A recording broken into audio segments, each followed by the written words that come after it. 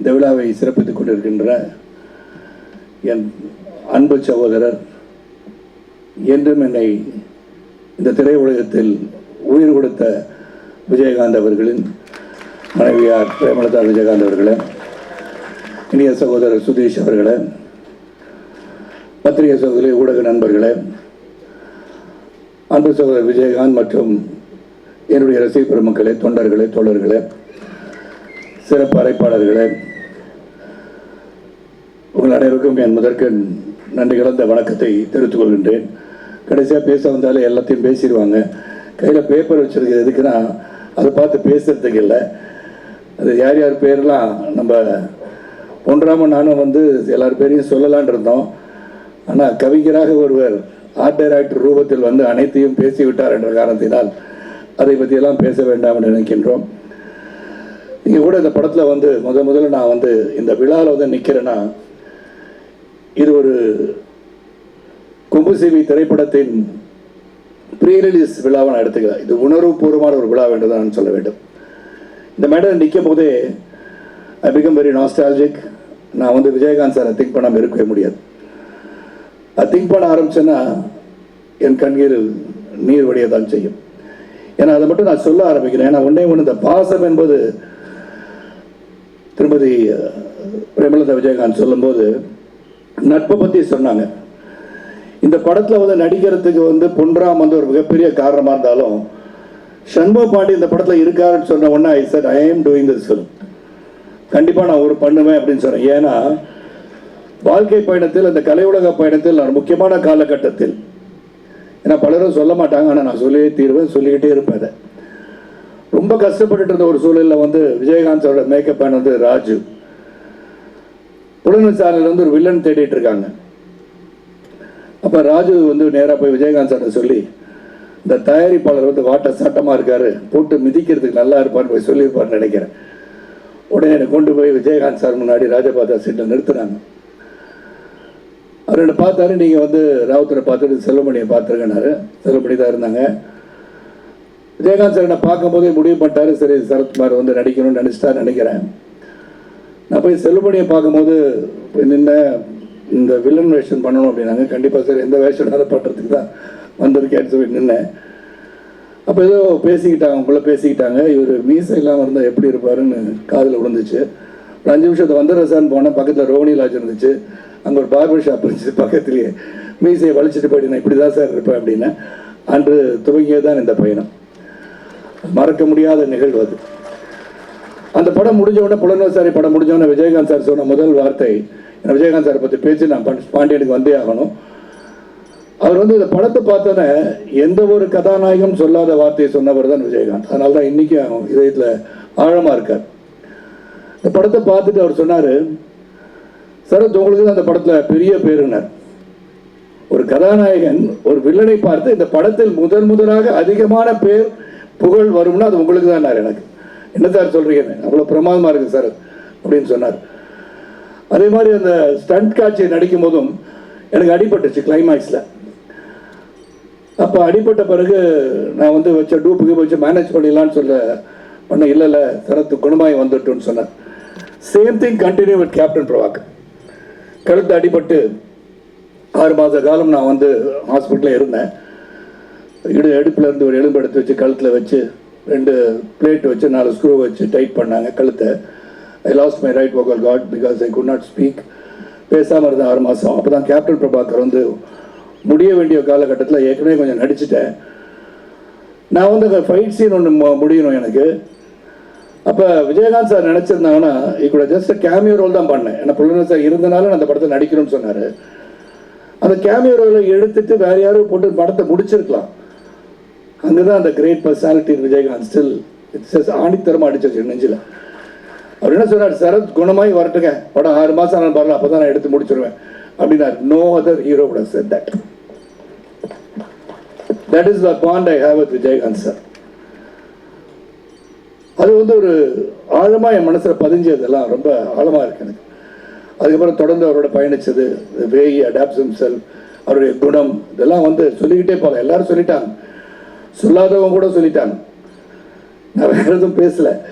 ஏன்னா அருகே இருந்து பார்த்தவனாக நான் சொல்கின்றேன். என்னுடைய திறமை, ஒரு அன்பு, பாசம் இதெல்லாம் வந்து அருகே இருந்து நான் அனுபவிச்சோன்னா அது அந்த சமயத்தில் தான் பொன்ராம் வந்து படம்லாம் எனக்கு ரொம்ப பிடிக்கும். பொன்ராம் படம் யாருக்கும் பிடிக்காம இருக்காது. ஏன்னா இரவு நேரத்தில் அமர்ந்து சிரிக்க வேண்டும் என்று சொன்னால் பொன்ராமோட படத்தை போட்டு சிரிச்சுக்கிட்டே உட்காந்து காமெடியாக அன்று நடந்தவையெல்லாம் மறந்துட்டு ஜாலியாக உட்காந்துருக்கலாம். அவர் படம் வந்து கதை சொல்கிறேன்னு சொன்ன உடனே கதையை கேட்டுட்டு இருந்தேன். சண்முக பாண்டியன் நடிக்கிறாருன்னு சொன்னோன்னே I was very very thrill to talk. And Shanmuga Pandian நான் சொல்கிறேன், இன்னைக்கு இந்த மேடையில் சொல்கிறேன், you will become a great star, very big star. அதில் எந்த ஒரு மாற்றமும் எனக்கு தெரியல. நான் படைத்தலைவன் வந்து பார்த்தேன், இந்த படத்தையும் பார்க்குறேன். இந்த டெடிகேஷன், டிசிப்ளின், அப்புறம் வந்து அந்த குணம் இருக்கு இல்லையா, விஜயகாந்த் சாருக்கு ஒப்பிட்டு பார்க்கும்போது Shanmugam, you are still the same person as Vijayakanth. அவர் எப்படி இருப்பாரோ அதே தான். செட்டில் வந்து எந்த பந்தா படகாரும் கிடையாது. நான் இன்னாரோட சன்னு, பிரபாகரோட பிரதர், இதெல்லாம் அங்கே தெரியல. நான் வந்து ஒரு நடிகன், அவ்வளோதான். அங்கே வந்திருக்கேன், என்ன பொன்ராம் சொல்கிறாரோ ஐ பி டைரக்டர்ஸ் ஆக்டர்னு சொல்லி நடித்தார். அண்ட் வி போத் இந்த படத்தை வந்து இப்போ வந்து மேடம் கூட சொன்னாங்க, நீ உண்மையான மாமா மச்சமாக நடிச்சிருக்கீங்கன்னு. அது நடிக்கலை, வாழ்ந்தோன்னு தான் சொல்லணும். Because we felt so close to each other. அப்போ நான் சாப்பிட்டு இருக்கும்போது நான் சண்முகம் கொடுத்து அமிச்சாங்க அப்படின்னு சாப்பாடு வரும், நான் வந்து கொடுத்து அமிச்சேன் சாப்பாடு கொடுத்து விடுவேன். ஸோ இந்த மாதிரி அந்த உறவு வந்து தொடர்கிறது. நான் சண்முக பாண்டியன் சொன்னேன், ஒரு வேளை என் பையன் நடிக்க வந்து, உங்கள் பேரன் நடிக்க வந்து, அப்பயும் நான் வந்து நடிக்கிறேன். எனக்கு அந்த உறவு அத்தே போகக்கூடாது, வாழ்க்கையில் இருந்துக்கிட்டே இருக்கணும். என்றும் மறையாத உறவாக இந்த குடும்ப உறவு தொடர வேண்டும். அதுதான் என்னுடைய முக்கியமாக இந்த இடத்துல சொல்லணும்னு ஆசைப்பட்டேன். இந்த படத்தை பல பேர் நடித்தாங்க, ஏன்னா பொன்ராமன் சொல்லணும்னு நினச்சிட்டோம். இங்கே தாரணிகா பற்றி சொல்லிட்டாங்க. நீங்கள் பாதியில் நினைச்சோன்னா ப்ரெஸ்ஸெல்லாம் வேறு மாதிரி நினச்சிருப்பாங்க பொன்ராம். இந்த மாதிரி நடுவில்லாம் இப்படி சொல்லக்கூடாது. நீங்கள் சொல்லாமல் அந்த டீச்சர் நடித்தாங்கல்ல, அந்த டீச்சரை நாட்டாம வச்சுருந்தார்ல, அவங்க பொண்ணு அப்படின்னா என்ன நினைப்பாங்க? அவங்க அர்த்தமோட பேசுகிறேன் பொன்ராம். இந்த மாதிரி நான் பேசுகிறேன், வேறு மாதிரி தெரியுது. அவங்க நல்லா நடிச்சிருக்காங்க உண்மையிலே. Dharani is got a very good future. ஆனால் இதில் என்ன சொல்லணும்னா, விஜயகாந்த் சார் வந்து எல்லாமே ஆக்ஷன் நல்லா பண்ணுவாங்க. அதில் முக்கியமாக சொல்லணும்னா, என்னோட ரசிகர்கள் இருக்காங்க இல்லையா, நான் முதல்லேருந்து படம் முடிக்கும் என்னுடைய அந்த காலகட்டத்தில் ரசிகர்கள் எப்படின்னா, என்னை வந்து பார்க்குற என்னுடைய ரசிகர்கள், அண்ணா தப்பாக நடிக்கட்டு ஒன்று சொல்லாமண்ணே சொல்லிடுறேன், இந்த விஜயகாந்த் சார் காலத்துக்கு பின்னாடி டொம்முன்னு அடிப்பாருண்ணே, அந்த மாதிரி நீங்கள் காலத்துக்கு அடிக்கணும் நல்லா இருக்கும் அப்படின்னா. டேய், என் படத்தை பற்றி என்னை பற்றி பேசினா விஜயகாந்த் சார் நல்லா கிக் போடுவாடுறேன். அந்த அளவுக்கு உரிமையோடு சொல்கின்ற காலம். இங்கே வந்து சண்முக பாண்டியன் வந்து நல்ல ஒரு கெமிஸ்ட்ரியோட என் கூட மட்டும் நடிக்கலை, தாரணியா கூட நடித்தார். அவங்க அம்மா கவனிக்குமாறு சொல்லிக் கொள்கிறேன். நான் எதையும் பற்ற வைக்கல, நல்லா நடித்தாங்கன்னு நான் சொல்கிறேன். அது அந்யோன்யமாக நல்ல பாசமாக அந்த சாங்லாம் பிரமாதமாக கொம்பு சீவி விடுறேன்னு சொல்கிற பிரமா இல்லை கொம்பு சீவி விடல, அந்த கெமிஸ்ட்ரி இருந்தால் தான் அந்த காதல் காட்சிலாம் நல்லா பரவசமாக வரும். நான் ஒரு சீனில் பார்த்தா காலை தட்டி விட்டு மேலே உள்ள வச்சார். அது பொன்ராம் சொன்னார், அவரே பண்ணார், எனக்கு தெரியாது. அது ஏதோ நல்லா இருந்துச்சானா சீன் நல்லா வந்திருக்கு, கமர்ஷியலாக வந்திருக்குன்னு மேடம் சொல்லிட்டாங்க. அந்த கமர்ஷியலாக வந்ததுக்கு காரணம் வந்து சண்முக பாண்டியன் ஒருவர் இதில். அது பொன்ராமோட சேர்ந்து பண்ணாரா சேர்ந்தா பண்ணான்னு தெரியாது. அப்புறம் காளி வெங்கட் நல்லா நடிச்சிருக்காரு. Munishkanth, George Mariam is there இந்த மூவி. அப்புறம் வில்லனா நடிச்ச வந்து சுஜித் சங்கர் கட்டி தொங்க விட்டார் பாண்டியன் இதில். அப்புறம் அனைராக் வந்து, அப்புறம் வந்து தேனி தவம்னே எல்லாம் வந்திருக்கீங்க. தேனியில் இருக்கிற ஊருக்காரங்க எல்லாருமே எங்கள் சொந்தக்காரங்க ஆகிட்டாங்க. அது போக Balu sir and your son is very very ஹேண்ட்ஸமாக எல்லாரையும் காமிச்சிருக்கீங்க. ஷண்முடைய ஷார்ட்ஸ் எல்லாம் எக்ஸ்ட்ராடனரியாக இருக்குது. அது ஆக்ஷன் ஷாட்லாம் பார்த்தேன், ரொம்ப பிரமாதமாக இருந்துச்சு. அண்ட் எடிட்டர் வந்து ரொம்ப அருமையாக கட் பண்ணியிருக்காரு, பார்த்தேன் எல்லாமே பிரமாதமாக இருக்குது. இதில் வந்து ஒன்றே ஒன்று தான் நான் சொல்ல விரும்புகிறேன். சண்முக பாண்டியன் வந்து தொடர்ந்து படத்தை செலக்ட் பண்ணி ஒன்று தான் சொன்னேன். சண்முகத்தை நேற்று கூட தான் நேற்று சொன்னேன், don't think your height is a disadvantage. நீங்கள் எப்போதுமே வந்து குனிஞ்சு பேசாதீங்க, நேராக அப்படி நேர்கொண்ட பார்வையாக நடந்தால் better. Because when you have height advantage 6'4" இருக்கனால மற்றவங்க குனிஞ்சு பேச ஆரம்பிச்சிங்கன்னா then you will start bending. Don't do it, stand straight. You will become an Amitabh Bachchan of the South India. Simple as that. எனக்கு ரொம்ப முக்கியம். பல பேர் வெயிட் ஹைட்டாக இருக்கும்னு குனிஞ்சு பேச பார்ப்போம், அது slowly will start bending. அது நான் வந்து என்னுடைய எக்ஸ்பீரியன்ஸில் சொல்கிறேன். இதில் நான் சொல்ல வேண்டிய முக்கியமான இது என்னன்னு சொன்னால், இந்த படம் கொம்பு சீவி வந்து ரொம்ப ஹாஸ்யமாக பொன்ராம் பற்றி சொல்லணும், அப்புறம் முகேஷை பற்றி சொல்லணும். பொன்ராம் சார் வந்து ஒரு டிசிப்ளின், அவர்கிட்ட இருக்கிற டிசிப்ளின், அவருடைய இன்னும் சொல்லணும். இங்கே முகேஷ் சார் இருக்காங்க, ப்ரொடியூசர் இருக்காங்க. நோபடி வந்து ஒரு காட்சி நடித்த பிறகு செட்டு, பெரிய செட்டு போட்டிருக்காங்க. முதல் நாள் படப்பிடிப்பு ஒரு முக்கியமான சீன் எனக்கு வந்து கொடுக்குறாரு. நான் போய் நடிச்சுட்டு ரூம் போன பிறகு அது சமூகம் ஏதோ உறுத்திட்டு இருந்துச்சு எனக்கு, என்னடா சரியாக பண்ணலையோ, இன்னும் பெட்டராக பண்ணியிருக்கலாமோன்னு சொல்லிட்டு நெக்ஸ்ட் டே நான் போனேன். போய்ட்டு பண்ணுறோம் சார், ரீஷூட் பண்ணலாமா சார் அப்படின்னு கேட்டேன். உடனே அவர் சொன்னது, எஸ் சார், நானும் அதுதான் நினச்சிட்டு இருந்தேன், இது ஒன்று பெட்டராக பண்ணலான்னு தோடுது சார். தட் இஸ் பண்ணுறான். அதாவது என்ன படத்துக்கு வேணும் அது சிறப்பாக பண்ணணும்னு முகேஷை சொன்னார். முகேஷ் வந்து எடுக்க வேண்டாம்னு சொல்லியிருந்தால் அந்த காட்சி எடுத்திருக்க முடியாது. அதில் அதுவும் வந்துச்சு. தொடர்ந்து வந்து every day was fun, every day was discipline, எல்லாம் ஒர்க் பண்ணோம். அது முக்கியம். உடனே என்னடா இந்த படத்தை வந்து தியேட்டரில் போய் பார்க்கணுன்ற ஒரு கருத்தை மட்டும் இங்கே சொல்ல ஆசைப்படுறேன். ஏன்னா அந்த தியேட்டரில் போய் பார்க்கும்போது அது கிடைக்கிற மகிழ்ச்சியே தனி. ஓடிடி பிளாட்ஃபார்ம் இருக்குது, சேட்டலைட் இருக்குது, எல்லாம் இருக்குது. ஆனால் தியேட்டருக்கு க்ரௌட் வரலன்னு பல டிஸ்ட்ரிபியூட்டர்ஸ் சொல்லும் போதும் தியேட்டரோட சொல்ல கொஞ்சம் வேதனையாக இருக்குது. I think we should bring people to the theatre. This is one such film we should bring people to the theatre. Audience வருவாங்க. இந்த ஆடியன்ஸ் வரதுக்கு நம்ம முக்கியமாக காரணமாக இருக்கணும். ஆனால் நீங்கள் எல்லாருமே அந்த ஓடிடியில் 30 நாளுக்கு அப்புறம் படம் வந்துடும் அப்படின்னு சொல்லி அது காத்து இல்லாமல் கண்டிப்பாக நீங்கள் வந்து படத்தை தியேட்டரில் போய் பார்க்கணும். The only request I have with OTT platforms, நீங்கள் ஒரு 50 நாள் வாய்ப்பு கொடுங்க. இங்கே கண்டென்ட் நாங்கள் கொடுத்தா தான் நீங்கள் போட முடியும். We both need each other today. ஏன்னா technology has develop, we need each other. அதே சமயத்தில் நாங்கள் நடித்தா தான் உங்களுக்கு ஒரு content.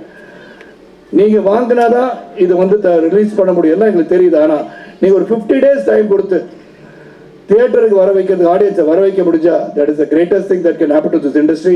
Because we are here to entertain you. உங்களை நான் மகிழ்விப்பதற்காக. சோகமான ஒரு நிகழ்வு வீட்டில் நடந்து கொண்டிருந்தாலும் சிரிச்சுக்கிட்டே அங்கே வந்து நடிக்கிறது வந்து நடிகன் மட்டும்தான். அந்த வேதனைலாம் உங்களுக்கு தெரியாது. எவ்வளோ வேதனையோடு அங்கே காட்சிக்கு வராங்க, என்ன நடந்திருக்கு வீட்டில். ஆனால் அங்கே சிரிச்சுக்கிட்டு இந்த படம் நல்லா வரணும்னு உண்மையை உழைக்கிறவங்க தான் அங்கே கலைஞர்கள். அந்த கலைஞர்கள் சிறப்பாக இருக்க வேண்டும் என்று சொன்னார். அந்த தயாரிப்பாளர் நல்லா இருக்கணும்னா, அந்த டிஸ்ட்ரிபியூட்டர் நல்லா இருக்கணும்னா, அந்த தியேட்டர் ஓனர்ஸ் நல்லா இருக்கணும்னா, இந்த கலையுலகம் வாழ வேண்டும். கலையுலகம் வாழ வேண்டும் என்று சொன்னால் அதுக்கு ஆடியன்ஸான நீங்கள் தியேட்டரில் போய் படம் பார்க்கணும். அதே OTT platform, please do something about this industry. It has to grow. இந்த இண்டஸ்ட்ரி நல்லா இருக்கணும்னா எல்லாரும் ஒன்றா சேர்ந்து ஒர்க் பண்ண அந்த இண்டஸ்ட்ரி வளரும்னு சொல்லி இந்த படம் கொம்பு சிவி வந்து ஒரு இன்ட்ரெஸ்டிங்கான ஒரு படம். ஒரு கருத்தை வந்து அழகாக சொல்லியிருக்காரு. அந்த விவசாயத்தை பற்றியும், அந்த விவசாயம் வந்து சிறப்பாக இல்லாத நேரத்தில் என்ன செய்தார் என்ற சிறிய கதை எடுத்துட்டு ரொம்ப ஹாஸ்யமாக சொன்ன பொன்ராம் அவர்களுக்கும், தி என்டையர் டீம் ஆஃப் கொம்பு சிவி, ப்ரொடியூசர் முகேஷ், தேவி, நிறைய ஒருத்தர் வந்து ஒரு தயாரிப்பாளர் கேட்டார் எவ்வளோ செலவழிச்சிருப்பாருன்னு. அது முகேஷை கேட்டால் தான் தெரியும். செலவை பற்றி ஒரு நாள் ஒரு பேசுகிற மாதிரி நான் பார்க்கல. இல்லை சார் இதெல்லாம் இந்த செலவாகுதுன்னு ஒரு நாள் கூட முகேஷ் நெவர் கம். அவர் வந்து பார்க்க கூட மாட்டார் எங்களையெல்லாம். அவர் பார்த்தாருன்னா ரூம்லேயே உட்காந்து எக்ஸசைஸ் பண்ணிட்டு இருக்கேன் சார் உங்களை மாதிரின்னு சொல்லுவார். ஆனால் செட்டில் அவரை பார்த்ததே கிடையாது. But is very dedicated producer. நீங்கள் சொல்கிற மாதிரி பல படங்கள் பண்ணுவார். ஏன்னா ஒரு கம்பெனி பேரே star. You are going to become a star of producers. ஆனால் ரொம்ப சிறந்த ஒரு விழாவுக்கு வருகை தந்து எங்களை எல்லாம் வாழ்த்து வந்திருக்கீங்க. சண்முக பாண்டியன் சொன்ன மாதிரி we have done our best. எங்களுடைய உண்மையான உழைப்பு, உறுதியான உழைப்பு, நேர்மையான உழைப்பை நாங்கள் தந்திருக்கின்றோம். இது ஆகா ஓகான்னு 20,000 கோடி கலெக்ட் பண்ணணும்னு நாங்கள் சொல்லலை. ஆனால் இந்த படம் வந்து கலெக்ட் பண்ணுறது ஒரு பக்கம் இருந்தாலும் அந்த உழைப்புக்கு வெற்றி தரும் இடத்தில் நீங்கள் ஆடியன்ஸ் நீங்கள் இருக்கீங்க. Please go and see this film in the theaters and support us. And the last final word, எனக்கு என்னன்னா இந்த படத்தில் நடித்தது வந்து ஒரு மிகப்பெரிய உணர்வு. இந்த பாசம் விஜயகாந்த் சாரோட என்னுடைய உள்ளத்தின் அடித்தளத்திலிருந்து இன்றும் அவருடன் பயணித்துக் கொண்டிருக்கின்ற உணர்வோடு Shanmuga Pandian should become a great star in this industry. I wish him all the best and the entire team of கொம்பு சிவி all the best. நன்றி, வணக்கம். Thank you. And sir, நீங்க அப்படியே மேடையில் இருக்கும் பொழுது the entire team அப்படியே மேடைக்கு வந்து ஒரு குரூப் போட்டோவோட நம்ம அந்த நிகழ்வை நிறைவுக்கு கொண்டு வரும். எஸ், இவ்வளவு நேரம் பொறுமையோடு அகமகிழ்வை கொடுத்த அத்தனை பேருக்கும் மீண்டும் ஒரு முறை